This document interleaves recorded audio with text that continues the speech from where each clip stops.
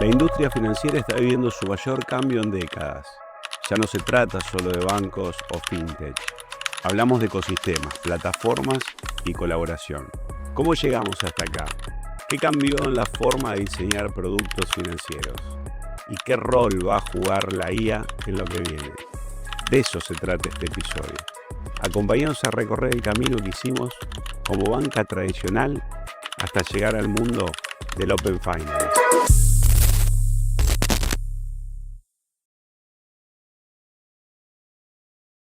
Bueno, buenas tardes. Otro episodio más de After Office. La verdad que seguimos disfrutando en las oficinas de Worldplay. Hay una jornada intensa, pero la disfrutamos con amigos, con tragos. Nos acompaña hoy Peter y Tami. Bueno, Hernán, ¿qué podemos pedir? ¿Qué más podemos pedir hoy? Digamos? Más, hoy es tremendo. Una jornada increíble. Arrancamos con sol. Ahora estamos adentro, pero ya está oscurito, ¿no? Sí. Así que bueno, agradecerles obviamente por estar acá. Sabemos que tienen la agenda complicada y bueno, sincronizar a veces esto es complejo, pero bueno, estamos contentos de que estén con nosotros. La idea es hablar un poco de la industria como ecosistema, tener la mirada de ustedes en este proceso de la evolución de la industria tradicional a lo que es hoy y que sea como el disparador para ir llevando la charla por ahí. Buenísimo. Bueno, primero, gracias por la invitación. La verdad que es un placer estar con ustedes. Está buenísimo el tópico, si querés, con el que empieza la conversación. Creo que la banca sufrió una transformación en el último tiempo, te diría antes del 2019, previo a la pandemia, ya la banca estaba transformándose digitalmente. Creo que la pandemia lo que hizo fue acelerar mucho y a generar una adopción mucho más grande de la que anteriormente teníamos. Para Industria es director de producto y pago de uno de los bancos más grandes y relevantes de Argentina. Pero hoy vino como Peter. Él mismo se define como un optimista de la vida, de esos que siempre van por más y no se quedan con lo que ya lograron. Viene de Parque Patricios, barrio que lo marcó para siempre, igual que su amor incondicional por Huracán. Es papá de Tomás y Juana y cuando no está trabajando lo encontrás en una cancha de 11 jugando al fútbol o disfrutando en familia. Tiene frases que lo acompañan siempre. Vamos por más y hagamos que las cosas sucedan. Le apasiona esta industria porque no te deja aburrir nunca. Los medios de pago cambian todos los días y si algo lo indigna es cuando un usuario tiene una mala experiencia porque algo se rompió en el camino. Bienvenido, Pedro. Pero claramente en el último tiempo, hoy por hoy, nuestros competidores ya demandan que estemos mucho más adaptados a lo tecnológico, a lo digital y que estemos creciendo aceleradamente también, ya sea en la adquisición de clientes o en el cross-selling de productos, 100% digitales, ¿no? Recién justo mencionabas un poco cómo se fue adaptando.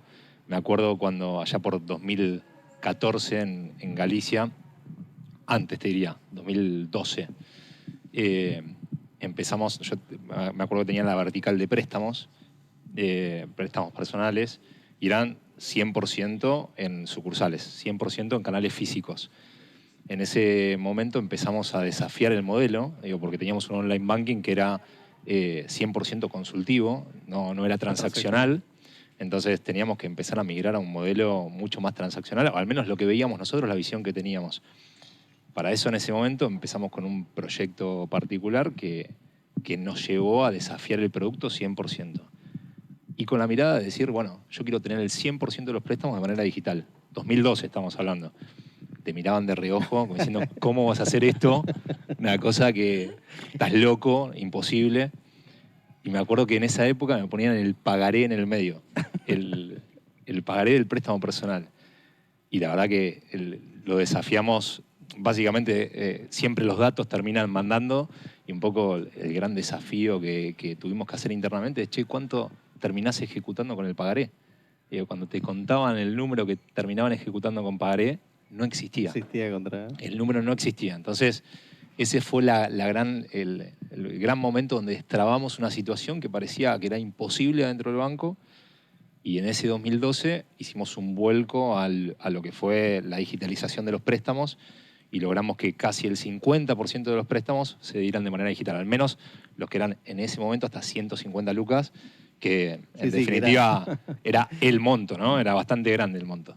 Pero bueno, ese fue el comienzo, si querés, que yo recuerde dentro de lo que es la banca y al menos en Galicia, como hicimos la, Abuelito la primera transformación de producto tecnológico. Bueno, coincide los años, mira, te los puedo calzar perfecto con lo que pasaba del lado de medios de pago. Para la industria lidera la vertical de productos y pagos de uno de los bancos más importantes, relevantes de Argentina y el mundo. Pero hoy charlamos con Tam. Es de San Isidro, zona norte, y dice que pocas cosas disfruta más que caminar los domingos alrededor del hipódromo para bajar revoluciones. Es mamá de 3 hijas, sus 3 clones, como ella misma lo describe. Tiene una frase de cabecera que aplica a los equipos y a la vida. El que se enoja, pierde. En 2015 vivió un momento bisagra. Dejó la banca tradicional para meterse de lleno en el mundo fintech y entender el negocio desde adentro. 7 años después volvió con otra mirada, otra experiencia y más ganas de desafiar lo establecido. Dice que nada le inspira más que trabajar con gente que te empuja a pensar distinto. Bienvenida, Tamara. Así que ahí, bueno, con Mauri y con Hernán, muchísimos años ahí remándola con esta industria. Lo puedo calzar perfecto. Año 2011, no sé, mucha gente no se debe ni acordar que antes de esa fecha las transferencias llegaban 24 horas después de que vos las mandabas. Nosotros en el 2011 hicimos transferencias inmediatas.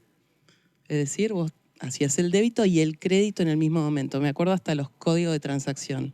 La 19 y la 29 de base 24 y cómo tenían que llegar y la homologación de los bancos. Y fue un show porque yo estaba del lado de Redlink en esa época como head de canales digitales y tuvimos que implementar ese backend para más de 40 bancos que estaban conectados a la red sobre la transacción de cajeros automáticos. O sea, estos son capas tectónicas. Después de eso vino Pay, después de eso vino Transferencias 3.0. Hoy, lamento decirles, no sé si es bueno o malo, pero todo lo que está construido sobre Transferencias 3.0 tiene que ver con eso, ¿no? Así que muy divertida esa época, muy fundacional, sí, y aparte muy fundacional. Yo lo veo mucho con mis hijas, ellas si no reciben la transferencia en el momento, algo falla. Y es como, tu madre hizo esto, así que no te quejes tanto. Si tarda 5 minutos, créeme que es mucho mejor que lo que teníamos antes. Así que muchísima evolución en estos años. Para nosotros eso es totalmente normal y habitual. No imaginábamos hacer una transferencia que no sea inmediata, pero no en todos los lugares del mundo sigue siendo inmediata. Incluso en en Europa, en Estados Unidos. O sea, sí. Imaginar que estos pagos inmediatos, nosotros hoy los llamamos pagos inmediatos, ¿no? Pero esta transferencia inmediata que podía suceder desde la que acá Ushuaia sin importar absolutamente nada, creo que fuimos enteramente pioneros. Y más allá de romper culturalmente con un montón de prejuicios, el pagaré, ahora, eso que decidíamos más de la experiencia más que de los datos, fue increíble y hoy sí lo seguimos evolucionando. El cambio es rotundo porque las decisiones, en muchos casos, se tomaban estomacales. Y es una realidad esa, eran decisiones de negocio estomacales que no tenían todo el apoyo en los datos necesarios como para desafiar y para decir, este es el camino correcto. Claro, hoy el cambio es rotundo. Hoy sin data no podés avanzar. Sin data no podés tomar decisiones. Es como que el cambio de paradigma fue demasiado grande en estos últimos 10 años. Y sin imaginar qué quiere el cliente, en qué momento está, qué es lo que le pasa. No, y también sumarle todo este proceso que no es solo tecnológico, sino cultural dentro de la organización, que tiene que empezar a construir de manera distinta. Ese proceso debe haber sido, es muy doloroso en las organizaciones, y uno que tiene que estar remando. ¿Vos pensás que esa estructura de los bancos por productos se trasladó en primera etapa a los canales digitales? La hamburguesa con los productos, que era más o menos casi el mismo reflejo de lo que era una sucursal. Allá tenía caja de ahorro, allá tenía préstamo. Lo mismo hicimos a las plataformas digitales, que ahora las empezamos a romper y ya no importa. Por ahí, algunos tendrán el menú de hamburguesas o no, pero eso tiene que ver más con configuraciones. Totalmente, ¿no? Y el journey es lo que manda, ¿no? Hoy pensás en el journey completo del usuario, de principio a fin. No pensás tanto en la funcionalidad, el producto. No, hablamos del producto. ¿Cuál es el producto? Lo interesante es cómo ahora se van a transformar las sucursales en función del avance del canal digital. O sea, hace unos años atrás nosotros hablábamos de lo digital como canal alternativo. Todavía si buscas en LinkedIn hay algunas personas que siguen siendo jefes de canales alternativos. Hay alguno ahí conocido nuestro. Pero lo interesante es cómo ahora, el banco digital con sucursal, ¿no? Al revés. El concepto de ir hacia lo digital y después tener un branch como para poder atender personalizadamente casos muy puntuales. Este tema, tenés que ejecutar un pagaré, tenés que ir a dar una explicación. Bueno, alguien que te atienda, ¿no? No, está muy bueno lo que aportás porque, digo, en definitiva, nosotros, si quieren, pasamos de la complejidad a tratar de simplificar el proceso, ¿no? El proceso, el producto, el canal.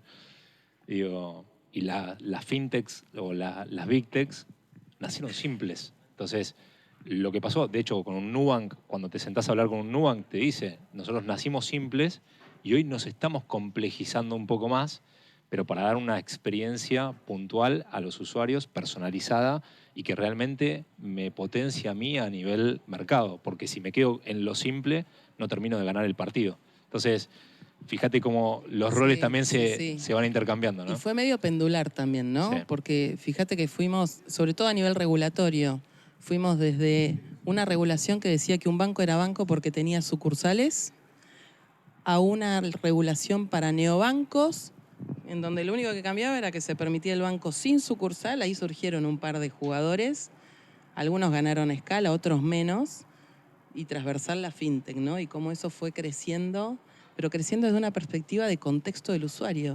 O sea, del e-commerce hacia el medio de pago, no del medio de pago hacia el e-commerce, que era como veníamos nosotros desde la industria financiera, ¿no? 100%. Re interesante la historia y ver cómo el mercado se fue acomodando y cómo hoy además está convergiendo. O sea, hoy las fintechs a escala compran bancos. Entonces la nivelación al final, fíjate que la nivelación regulatoria se está dando orgánicamente. Es por una cuestión de diseño y de modelo de negocio. No, y Ya te no es agrego algo más imposición. que también genera discusión, las finanzas embebidas. ¿Cómo se convierte un seller, una telco o un retail de combustible en una billetera virtual y termina dando finanzas? Bueno, ahora los bancos cómo van a reconvertirse en seller, digamos, ¿no? ¿Cómo es ese cambio? Porque pareciera que tenés todo resuelto de un lado, pero hay como un camino ahí. Los bancos ya avanzamos al menos sobre todo tenemos nuestra tienda, ¿no? Sí. Yo creo que de alguna manera vamos rompiendo esa barrera que inicialmente teníamos. Siempre con una intención de aportar valor al cliente. Pero hay un episodio creo que tenemos de... O dos. Sí, es verdad. Es cierto, es verdad. De algún lado me acordaba esto, no sabía dónde. No, pero está bueno, y lo que está bueno es, más allá de las barreras, es cómo al final el servicio financiero, el medio de pago, se contextualiza, ¿no? Y al final, aparece el concepto de la personalización, de la hiperpersonalización. Hoy la tecnología te permite hacer cosas como la hiperpersonalización de manera muy económica. Hace unos años atrás eran tablas y eran data warehouse y era Elasticsearch y eran cosas que tardaban muchísimo en llegar, ¿no? Me acuerdo proyectos de migración de data lakes de años, ¿no? Años. Hoy siguen existiendo esos proyectos que tienen que ver con la calidad de los datos, pero el uso es lo que vos decías, es instantáneo, ¿no? 100%. No, y un poco lo que decía Hernán antes también, ¿no? Esto de la instantaneidad, que las personas no pueden demorar en lo que están haciendo y en definitiva, como nosotros le damos simplicidad a la operatoria habitual o de everyday que tienen los individuos, ¿no? Pero a mí me parece que el punto más importante y donde yo creo que nos estamos encontrando también es cómo nos empezamos a ubicar donde el cliente nos necesita, ¿no? Estamos en un terreno en el que al menos la banca está buscando jugar partidos donde el cliente está. Y hoy el cliente está en un e-commerce, está operando digital y seguramente tenga necesidades de financiación. Es ahí donde por ahí estamos nosotros tratando de empezar a trabajar en finanzas embebidas, en banking as a service. Hay hoy muchas oportunidades que si nos quedamos nada más que en nuestro mundo, en el de la billetera, en el de la app, nos acotamos, me parece, ¿no? Entonces, creo que ahí tenemos un camino todavía por recorrer que se inició hace un tiempo atrás, pero que todavía nos falta mucho recorrido y creo que ahí hay muchas oportunidades. Y te ato las dos cosas que venía hablando, hiperpersonalización y en situación de Creo que ambas cosas se conjugan en que entreguemos servicios financieros en un contexto, en una ocasión de uso concreto. Yo creo que todavía sigo recibiendo algún llamado de algún banco, que dice Peter, que me dice, tengo esta tasa Somos de préstamo, insistentes. préstamo personal y Ya vas a querés venir. este préstamo. Y no, qué sé yo, no sabré ni para qué lo querría. Sí. Entonces, capaz que si estoy en ocasión de, qué bueno que puedo tener esto, que tengo esta oferta y me haga sentido. Creo que ahí es donde gana eficiencia y termina siendo más concreta esa conversión. Es que pasa por ahí, digo, el cliente no está queriendo sacar un préstamo o sacar una tarjeta. El cliente está queriendo comprar su viaje, quiere comprar algo para su vivienda, quiere refaccionar su casa. Entonces, si nosotros lo único que hacemos es pensar en productos financieros asociados a nuestra billetera, a nuestra app, estamos, creo que, errando el camino. Entonces tenemos que empezar a potenciarnos con otros. Y ahí entra mucho en juego la parte del ecosistema, ¿no? De cómo empezamos a integrarnos y a colaborar con el ecosistema. Tal cual, y ahí el paso hacia atrás de los bancos, ¿no? Que es la parte más difícil. No es tan tecnológico el desafío, es más cultural. Es decir, el banco tiene que ser plataforma, el banco tiene que ser enabler de otros negocios. No tiene que ir siempre al frente. Eso de dar un paso atrás y de perder, entre comillas, ¿no? La principalidad. Sí, Claro, soy pero es fastidioso duro, con esto. es durísimo para lo cultural. Igual, como decíamos, o sea, esto ya está instalado. El que no esté plataformizado va a perder un montón de oportunidades porque te perdés estar en el momento justo en el que el usuario te necesita. Entonces yo creo que va a terminar ganando la pulseada del volumen y la personalización. O sea, la capacidad de poder llegar al usuario en el momento en el que el usuario lo necesita. No, por ahí se empiezan a instalar conceptos de las finanzas invisibles. Creo que tiene que ver con eso. Lo vimos en los pagos, pero la necesidad muchas veces de cualquiera que entregue un servicio de tratar que el cliente conozca su marca, que sepa lo que vale, hace que se pierda esta ocasión de consumo. Después, tal vez en la reflexión de nosotros como clientes, pude esto porque tal me lo permitió, no significaba que en ese momento tenía que ser consciente de lo que estaba usando. Y creo que, y en eso es algo que repito siempre, este concepto de muchas veces creemos que nuestra marca es más importante que el cliente mismo, y eso hace, creo que, todo lo que estamos viendo hoy de inteligencia artificial, de finanzas invisibles, de Open Finance, creo que nos lleva por un camino en donde empecemos a entender que es negocio cuando entregás valor, ese valor percibido al cliente. Creo que es fundamental tener eso en nuestras agendas y empezar a construir desde ese lado. 100%. Bueno, hablaban de ecosistema y siento que estamos en una etapa, digamos, de madurez del ecosistema, ya sea por regulaciones que fuerzan un poco la convivencia en empezar a aperturar y también por la mirada que ustedes plantean. Digo, ya no hay que pensarse de una manera cerrada, hay que pensar en abrir y jugar el partido y ganar espacio en donde vos puedas aportar más valor, que seguramente puede haber otro que en otro flujo pueda ser más importante de lo que vos estés ofreciendo. Digo, ¿cómo ven esa evolución no solamente en Argentina, sino en Latinoamérica? Ahora se empieza a hablar de pago transfronterizo, digo, hay una agenda que impulsa por la demanda de los clientes también, ¿no? Porque para los usuarios hoy transferirse de otro país es un dolor y no hay una solución todavía. ¿Cómo ven eso? La verdad que para mí das en la tecla, digo, siempre pensamos mucho en la competencia y yo creo que estamos en un contexto en el que tenemos que pensar mucho en la colaboración también porque en definitiva hay mucho lugar para todos. Y creo que el ecosistema te impulsa a dar la mejor experiencia y a empezar a colaborar con otros para poder tener un mayor alcance. Entonces, creo que estamos en un estadio incipiente. Bueno, de hecho, hace muy poquito el Banco Central lanzó lo que es el Open Finance y empezamos las mesas de conversación donde participan obviamente todos los interlocutores del mercado, fintechs, big techs, bancos, el regulador, claramente, las cámaras.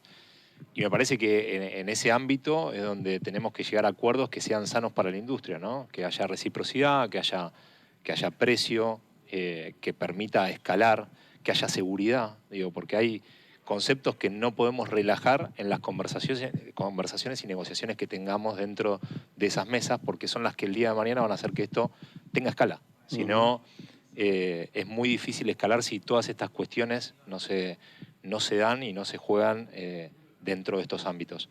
Así que en sí veo un poco incipiente todo lo que es el Open Finance, pero creo que si encontramos el caso de uso, que yo hasta el momento, cuando vos ves un poco los lugares donde hoy el Open Finance es una realidad, todavía no vi un caso de uso que haya volado, y creo que nosotros tenemos una oportunidad única porque tenemos muchas experiencias externas que nos pueden hacer no tener los mismos errores que tuvieron en otros lugares. Y creo que este regulador está muy activo en este sentido. Tiene que, obviamente, equilibrar el juego de todos los participantes, pero con estos 3 o 4 aspectos que te decía que van a hacer que esto realmente escale. Así que, bueno, en ese proceso estamos, ¿no? Sí, eso por dentro de la regulación, pero por fuera también están pasando un montón de cosas, ¿no? Y eso capaz que tampoco hay que perderlo de vista. Todo lo que es blockchain y toda la movida sobre digital assets es algo que está avanzando muy fuerte, especialmente en todo lo que es el segmento de banca corporativa. Ahí se mueve muchísimo volumen, no está tan regulado, genera una eficiencia enorme a nivel de pagos internacionales y de compensaciones, y hay bancos muy grandes que están avanzando en plataformas globales muy, muy fuertes, así que ahí también vamos a ver cambios en los próximos tiempos cortos. Dentro de muy poco vamos a ver cambios muy, muy interesantes. En lo que es Open Finance hay mucha experiencia, como decís vos, más orientado a individuos. Nunca se terminó de resolver para mí a nivel global realmente el modelo de incentivos. Acá tuvimos un flor de lío con el modelo de incentivos de lo que fue interoperabilidad, QR y toda la movida. Finalmente se terminó liberando hace relativamente muy poco. Muy poco.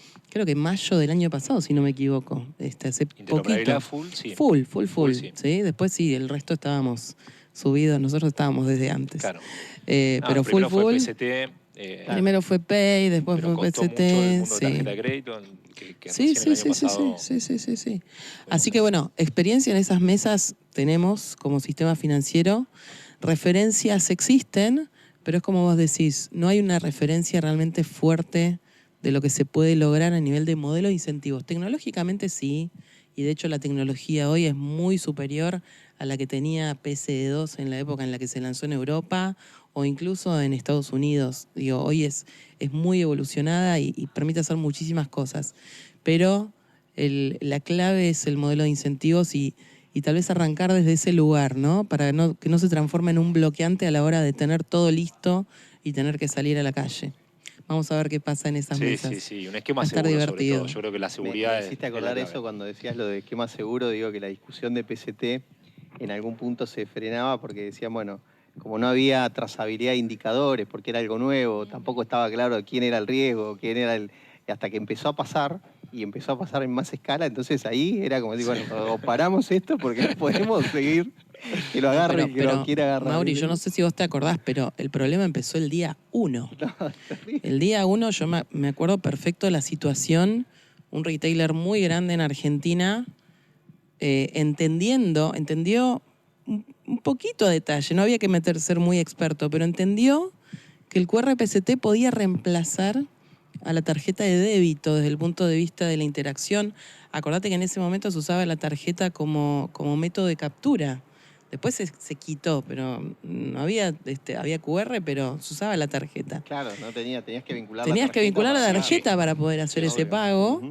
Y hubo un retailer muy grande en Argentina que entendió en el momento que podía bajar la tarifa que pagaba de 1.2 a 0.6 solamente haciendo el switching del medio de pago cuando la persona se presentaba con una tarjeta.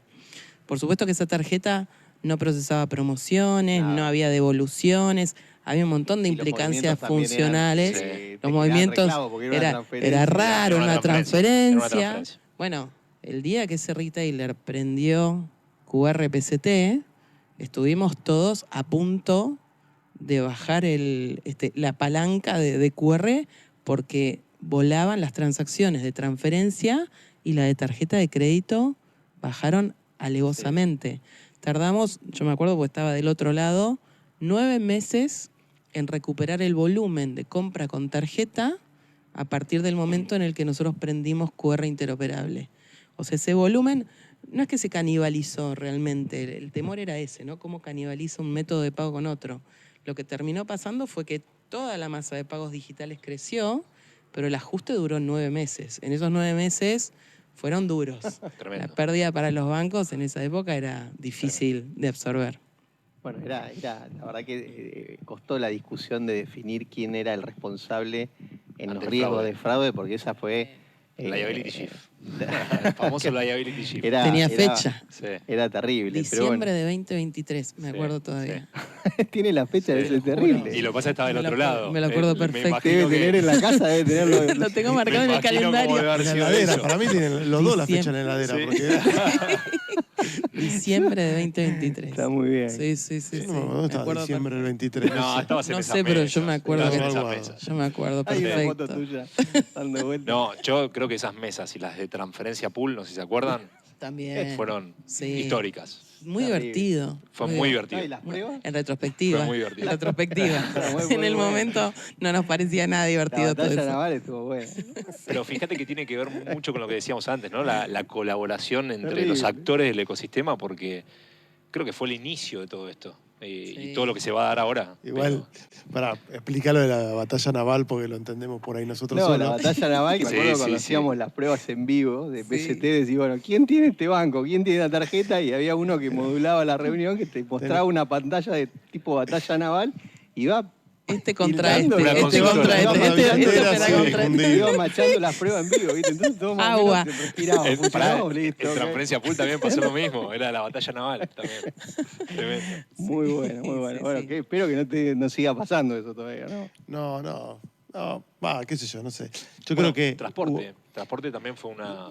No, pero transporte tuvo otra experiencia, al menos inicial. Creo que, lo hablábamos recién, creo que parte de entender que primero tenemos que colaborar. Una de las cosas que hablábamos mucho con el central y entendíamos es, creemos la cancha, nivelémosla, que construyamos la mejor cancha donde vamos a jugar y después juguemos el partido. Y creo que eso tiene que ver con el sentido de la competencia, tiene que ver con el sentido de la, si quieren, de la madurez competitiva. Primero pongamos las mejores reglas de juego, creemos la cancha y después vayamos a jugar. Creo que muchas veces después cuando quiero correr el palito del córner lo corro 3 centímetros más para el otro lado, el arco de un lado más chiquito, es ahí donde se empieza a desvirtuar esa... Pero somos todos nosotros los responsables de que muchas veces el regulador sí, el regulador no, pero también nosotros que estamos construyendo y en estas mesas de trabajo en las que muchas veces compartimos, empezamos con todo este ida y vuelta y las cosas se dilatan, se demoran, con sentido, sin sentido, pero en el fondo creo que tenemos que profundizar la colaboración y la madurez competitiva. A la hora de competir, nos ponemos la camiseta, salimos, Sí. competimos, terminamos de competir, nos saludamos. Aparte somos pocos y nos conocemos Sí. mucho. Somos muy pocos. Recién hace rato lo escuchaba a Pablo decir, ustedes se conocen entre todos. Y la verdad que sí. La verdad que está bueno. De 9 a 18 hablamos en un tono y después arreglamos Bueno, para las eso está cosas. Asteroffice. Para eso está Bien. Asteroffice, ya está. Nos juntamos acá. Nos juntamos acá. Bueno, y hablando un poco de evolución, hoy estuvimos en un evento donde se habló todo el día de la inteligencia artificial generativa. Digo, ¿cómo ven o qué casos de uso ya empiezan a ver ustedes en sus equipos y cómo están viendo esa evolución, digamos, que es indispensable para microsegmentar, para un montón de cosas que va a ayudar y a potenciar a los Es equipos? ¿no? tremendo lo que está generando. Bueno, nosotros dentro de Santander tenemos un acuerdo global con OpenAI, así que ya todos con licencias y usando a full todas las herramientas. Es increíble lo que genera, no solamente desde el punto de vista tecnológico y la velocidad de resolución de cosas que antes eran un problemón, sino que desde el punto de vista cultural, la manera en la que cambian los roles y cambia el funcionamiento de los equipos, ¿no? O sea, como ahora todos pasamos a ser supervisores de agentes más que product owners o product managers, cómo cambia la relación con los equipos de producto, de tecnología, de riesgo, porque el conocimiento ahora definitivamente está disponible. Entonces nadie tiene que ir a preguntar. Claro. Los procesos cómo se van acomodando y las velocidades cómo van cambiando en el delivery es realmente súper potente. Nosotros tenemos varios casos implementados internamente, por ahora pruebas de concepto, pero para que te des una idea, estamos hablando de mejoras en tasas de eficiencia en delivery del 70-75%. O sea, estamos entregando 70% más rápido que lo que entregábamos hace 2 años atrás. A ese nivel. Es Terrible. realmente increíble todo lo que se puede hacer. Sí, la verdad que llegó claramente y se instaló de una manera tan rápida que es impresionante. La verdad que estamos en un estadio muy similar al Santander en este sentido. Yo creo que también nos genera una apertura hacia la afuera muy grande. Digo, cómo otros se conectan con nosotros a través del lenguaje natural también es uno de los desafíos que tenemos por delante para sumarle un poco a lo que decía recién, no solamente la eficiencia y a los casos de uso que podemos tener internamente, sino también a cómo otros se conectan con nosotros para embeber servicios financieros de una manera mucho más simple que la que actualmente lo hacíamos, ¿no? Que básicamente era mucho más complejo, llevaba mucho más tiempo. Hoy nosotros estamos empezando ese proceso y creo que el camino, si bien va a ser largo y va a ser de mucho aprendizaje, nosotros creemos que es el lugar donde tenemos que empezar a trabajar fuerte porque es ahí donde también vamos a jugar gran parte del partido. Desafíos grosos con esto, ¿no? Seguridad, privacidad, gobierno, son todas cuestiones que los bancos conocen desde otro punto de vista, de la parte más de process automation, de la parte de seguridad Sí. física, lógica. Hoy cambia todo el juego, así que hay mucha redefinición interna y por suerte en nuestro caso con una bajada global muy clara de que tenemos que ir a ese modelo, o sea, nadie tiene dudas y nadie está Cuestionándolo. cuestionando y sobre todo poniéndose en el medio de que esto suceda, ¿no? Que es súper importante para la banca y los que venimos del mundo financiero sabemos que muchas veces es difícil empujar a organizaciones hacia modelos más ágiles y más veloces.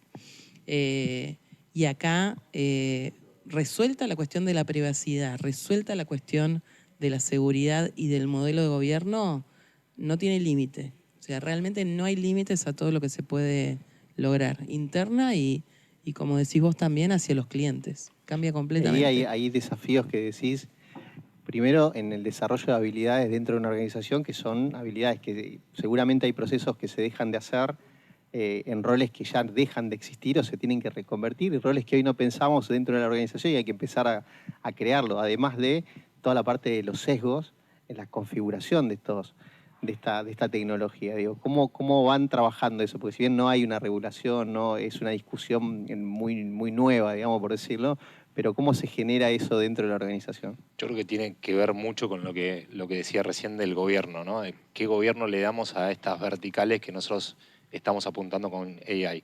Porque sin gobierno es muy difícil controlar claramente el hacia dónde tenemos que ir con esto. Entonces me parece que tanto el gobierno como la seguridad pasan a ser elementos claves a la hora de que esto se expanda y realmente tenga el norte que le estamos queriendo dar, ¿no?